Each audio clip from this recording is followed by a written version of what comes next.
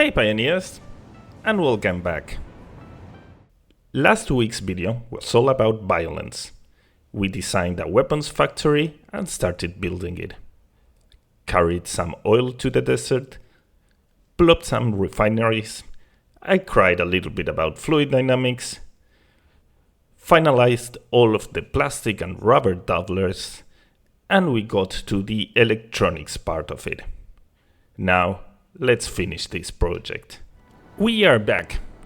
We have this beautiful set of machines that aren't working, so let's work on that. Let's finish this weapon factory. So, what do we have to do? We will now focus... Oh, I screwed that up. Here it is. We will now focus on our main factory diagram. That it might seem complex, but it's not that bad. It's just a couple of machines.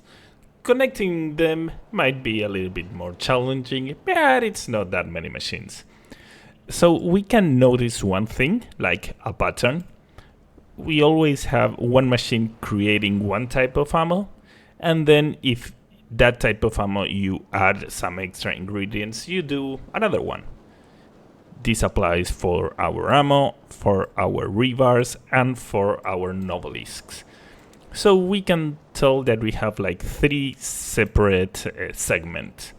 So I will be working on creating those three apart, maybe some way that it looks nice.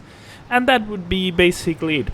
It will be challenging. There are a lot of outputs and I want to make something nice with them. So that might be a little bit more challenging. And the other thing that we are missing, we already made the electronics part, we already made the oil part, but we are missing this segment. Not to worry because it's for constructors, so we can plop those everywhere. So well, let's go. Done with the first segment. Here is where we will be crafting our ammo. So it all starts with this assembler that creates the regular ammo and needs copper sheets and smokeless powder.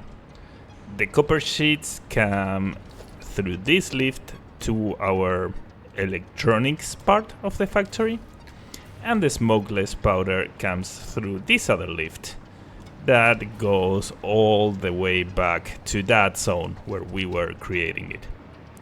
And it goes through that frame foundation. I love placing bolts through it. So we are getting 17.5, and I always do my best to load balance, but it's not exactly easy to load balance these numbers. So first we go to a smart splitter that's sending everything to the manufacturer that only requires 2.5. So we are sending 17.5 to a machine that requires only 2.5. We are sending an excess of 15. So this should get saturated pretty fast. Or no, I don't know the stack size of ammo. Maybe it takes some time. But anyway, we are sending way more than it requires. Once that is done, through here we will be getting only 15.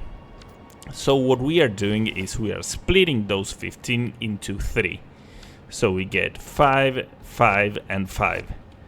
We remerge these two, so we have 10, and this assembler requires 10. So this is load balanced.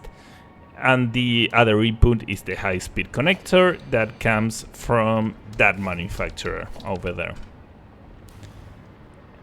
And then, well, the other 5 ammo would be an output because I will also be storing regular ammo. And what I've done is I will do a sushi belt.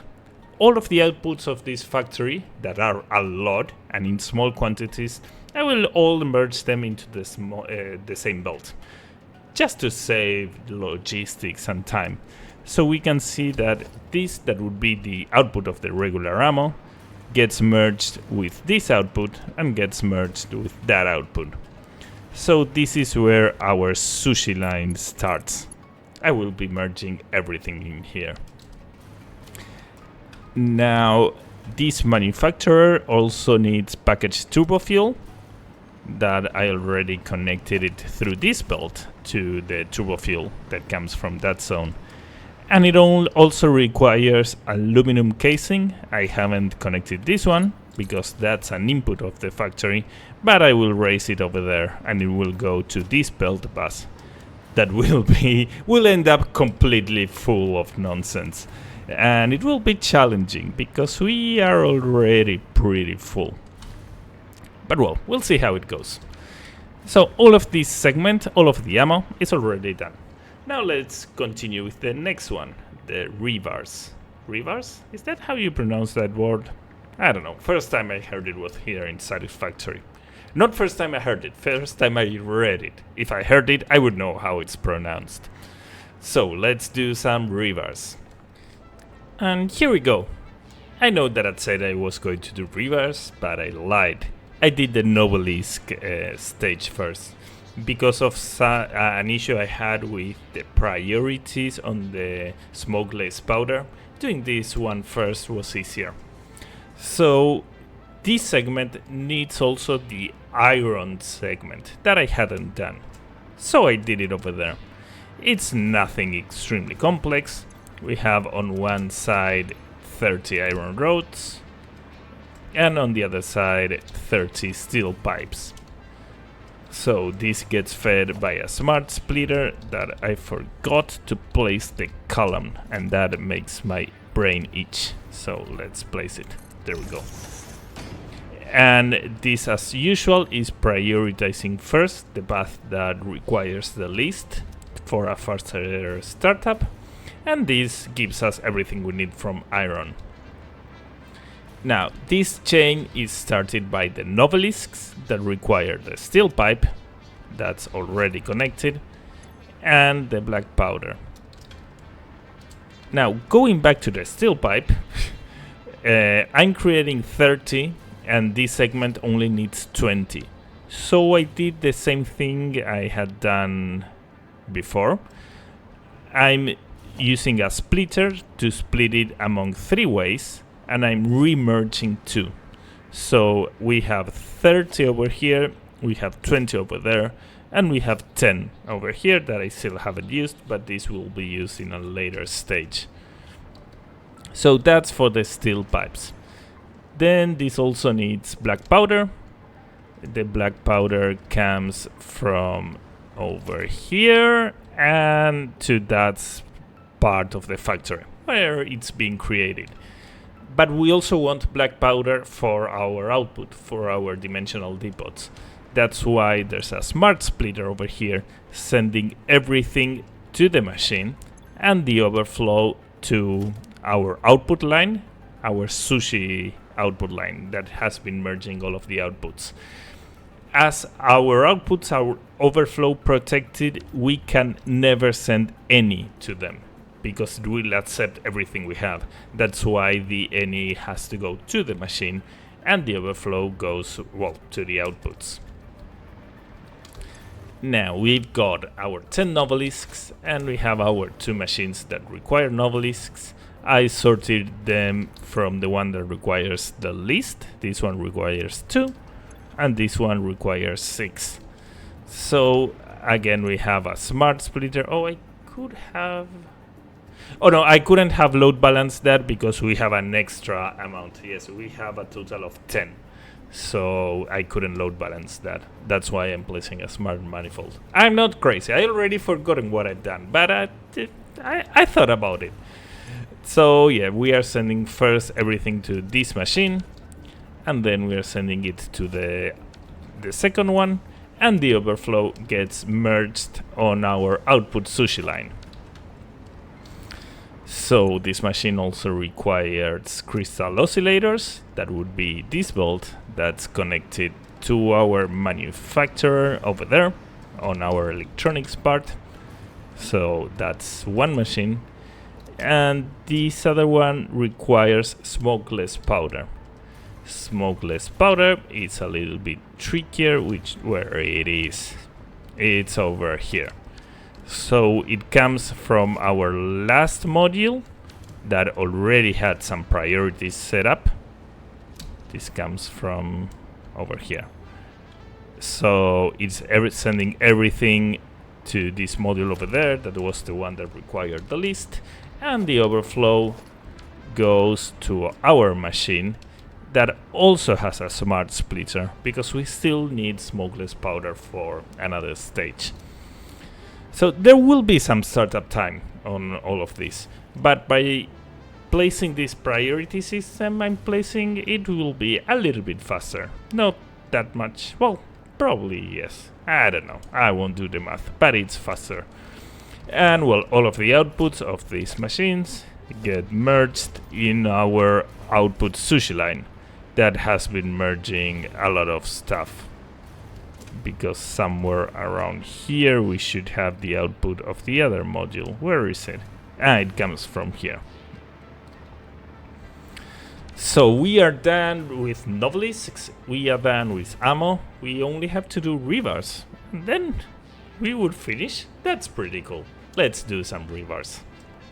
And the last stage is done, and this is starting to look like a huge spaghetti, a lot of conveyor belts going all over the place. But well, there are a lot of different materials on these factories, so it was hard to fight against that. But well, this segment was actually a pleasure to build, because the numbers are beautiful. Everything got load balanced. We start by these two constructors that do our 30 iron revars. We have 15 on each side. And then, as I did before, we are placing a splitter and a merger. And as 3 outputs are connected, that means that we have 10 over here and we have 5 over there. And we are doing the same on the other one, giving us 10 over here and 5 over there. Now over here we have the 10 iron rebar, 10 smokeless powder that is coming from that segment of the factory, and the steel pipes that we had an extra 10 over here, so I'm bringing it to the manufacturer. On the other one we've got iron rebar, 5 iron rebar and quick wire, so we have the 5 iron rebar over there, that's load balanced, and the quick wire comes from our electronics segment of the factory, way in the end. Finally, the last one, we need the 10 iron rebar and quartz crystals. The 10 are coming from this load balancer, and all the quartz crystals will come from that belt bus. Somehow we will make it fit. Maybe I should build another one. Well, we'll see how it goes. And again, I'm merging all of the outputs over here in our main sushi belt. That's also merging, well, the remaining 5 iron rebars, and I don't know what else. But this over, no, that's not the merger. Is that the merger? It's this one over here. This would be our output for the factory. So now I will be doing the output management. We need to spread out that sushi vault, place it in containers, and do all of those shenanigans. Let's go.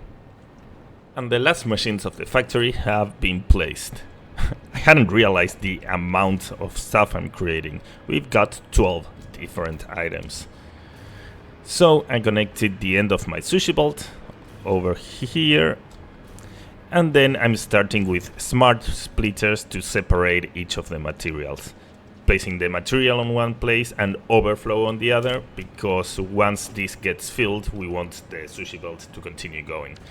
So we've got the powders, the ammo, the revars and the novelisks, and at the end, the last overflow, it's going back to my sink that I placed. So I'm not having to place a second sink. I'm saving 30 megawatts. Yay! So now, well, we have to finish this. At least all of the machines are set. But why is this not connected? Oh, this is iron. I need to connect all of these sets of machines with the rest of the mega factory, then place all of the power connections, and then I will run the factory. And if everything goes fine, I will later on start decorating, because I have some doubts about this. So let's finish this bad boy. We are finally done. Check out this beautiful mess.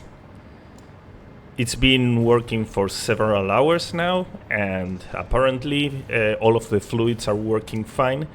Anyway, I'm not entirely sure. Usually you have to wait days to be confident and say, yep, there are no issues here.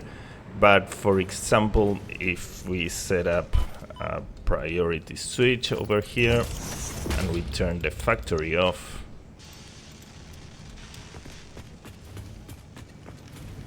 we can see that consumption is, well, that I have the hover pack. That's confusing. Consumption is equal to max consumption, and it's stable. So it seems like everything worked. But not at the beginning, and that was really scary. For the first couple of hours, it was working at 98%, which, well, I thought, well, I messed up, I need to start from scratch. But it was the pipe bug. I talked about this several times. Let me just remind you. Assume you have a pipe. If you place something on an already created pipe, and then you grab your build gun, you'll see that it's going up to the middle of the element. That's a bug, and every time I had that, I had fluid dynamic issues. So this bug causes fluid dynamic issues. Doesn't mean that all of the fluid dynamic issues are caused by this bug. But well, how do you fix it? You remove the pipe, and then you redraw it. And you can see that right now is as it should. So I had one junction that had that error, that I skipped it, I missed it, and well, that made all of the machines that were after it work at 98%.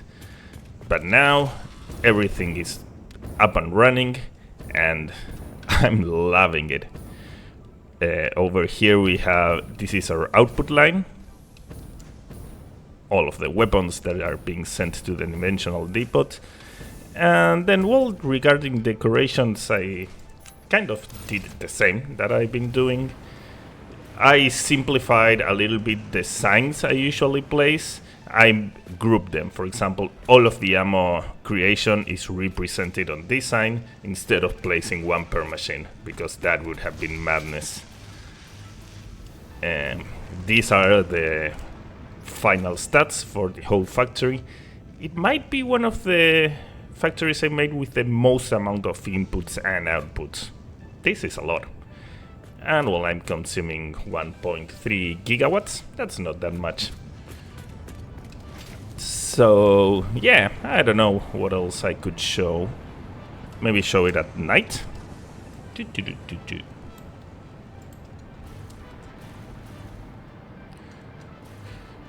I usually try avoiding night because since I started adding lights, it really decreases my frame rate. But well, at least looks good for a picture. I play some tiny details like this over here that I'll never use, but I had some extra space and I had to do something with it. And I have another one here, but I didn't want to place power storage because I already have power storage right there. So I need to think about something to add.